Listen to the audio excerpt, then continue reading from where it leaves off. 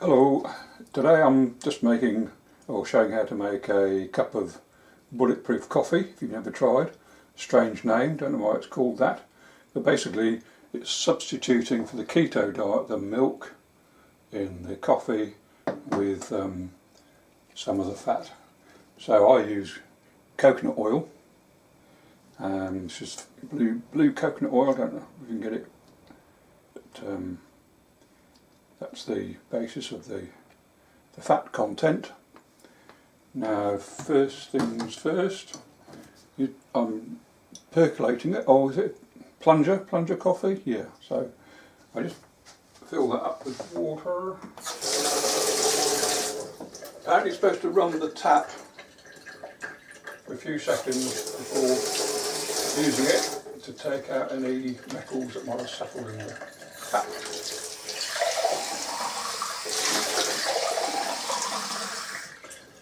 So that's my measure of water. Pop that in the kettle, and then obviously bring it to the boil. So I've got my kettle stand over here, excuse me. There we go.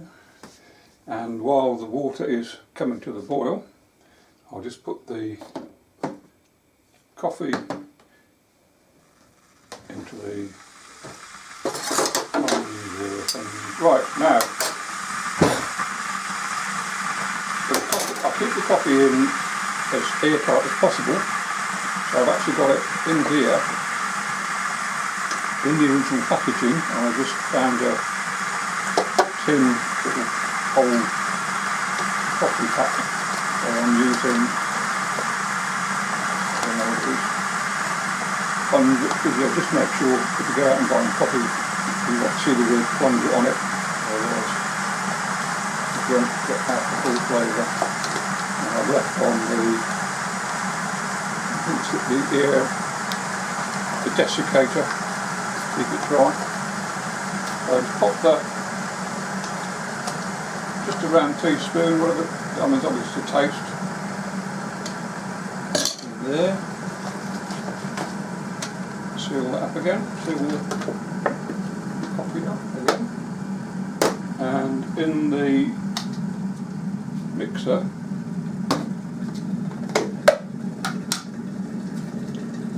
I'll put the coconut oil.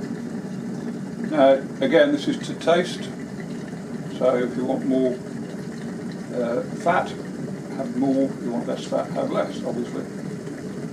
Now you think, oh, using coconut oil is going to get coconut taste. This oil is absolutely tasteless. So when people say I don't like coconut, well, I don't think you'd know you're eating coconut. So that's my standard oil that I use for most things. So right, the kettle's boiled, it's gone all less noisy.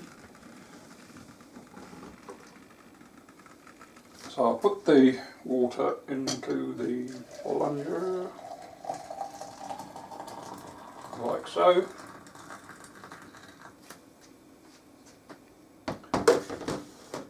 And the way I do it, you actually just mix it up.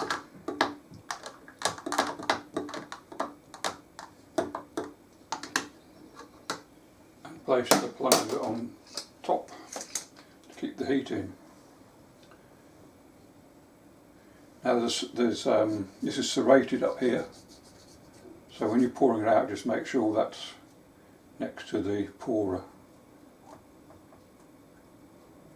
Now it's worth, this only cost me, I don't know, $8 or something.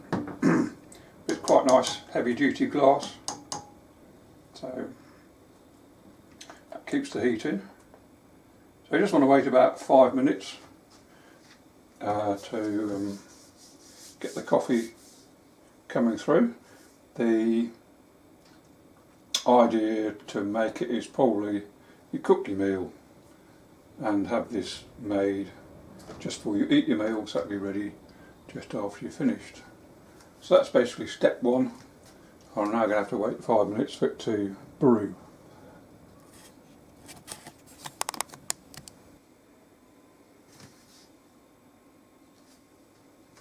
Right, so it's 5 minutes later. So this is now brewed, I hope. And I'll press the plunger down. I'll do it quite slowly. So obviously the idea being that all the coffee grinds are then pushed to the bottom and held by the sieve.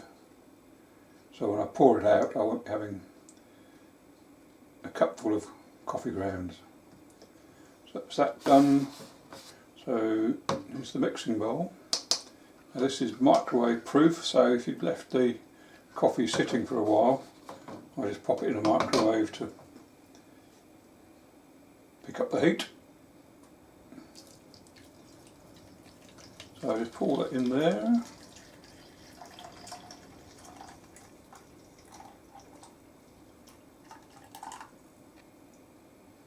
That's that done. Falling off the spoon.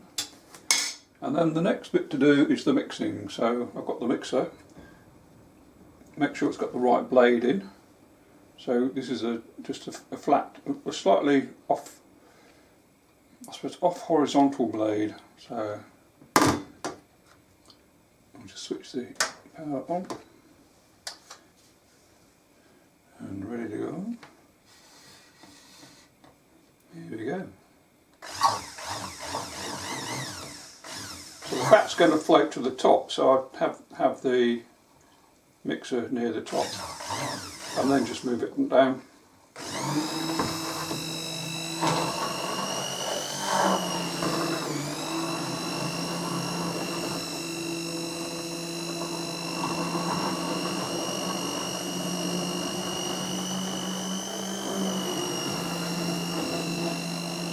So what I'm trying to achieve is to get the fat all broken up, so it all froths up.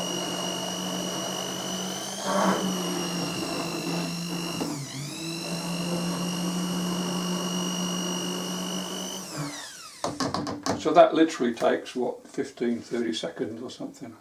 So I'll just rinse that into the tap.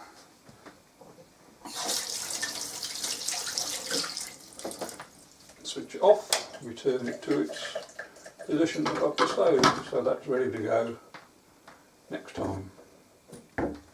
And then just decant that into a cup and hey presto, you have your bulletproof coffee.